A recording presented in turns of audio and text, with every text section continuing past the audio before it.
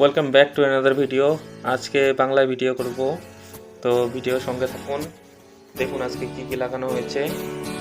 এখানে আছে 2 মাল, তারপরে মেশিন আছে ক্রাউন 6002, ডাইনাটেক 5000, হাউজা 1000 আর স্ট্রেঞ্জার 500। আর এখানে যে আউজার স্পিকার লোটা দেখছেন, এটার ভিতরে আছে জেবিএলের স্পিকার, এটার ক্যাপটা কালার করে দেওয়া আছে। আর 500 টপটা অরিজিনাল আহুজারই হয়। আর যেটা সাইডের টপটা আছে এটা স্টেজ প্রোর স্পিকার লাগানো ভিতরে। আর যেটা লোটা দেখছেন সিঙ্গেল লো, সেটার ভিতরে আছে আহুজার 1000 ওয়াট স্পিকার। চলুন মেশিনটা দেখানো যাক।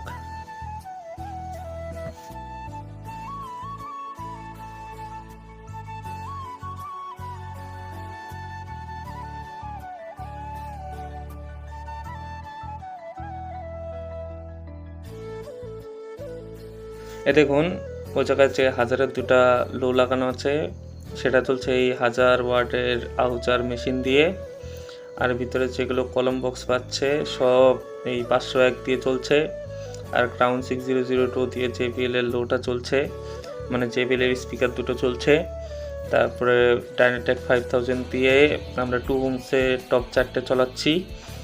আর এখানে আছে এই স্টুডিও মাস্টারের ক্রসওভার, সাথে একটা ইয়ামা 16 চ্যানেলের মিক্সার লাগানো আছে, একটা দাচির স্টেবিলাইজার লাগানো আছে 10K, একটা হলো এই স্টুডিও মাস্টারের 3K স্টেবিলাইজার লাগানো আছে, একটা DD3 লাগিয়েছি। এই দেখুন মিক্সারটা,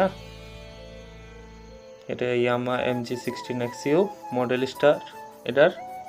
আর একটা 2 চ্যানেলের ব্লুটুথের জন্য এটা লাগানো হয়েছে, সাথে একটা কটলেটসও লাগিয়েছি।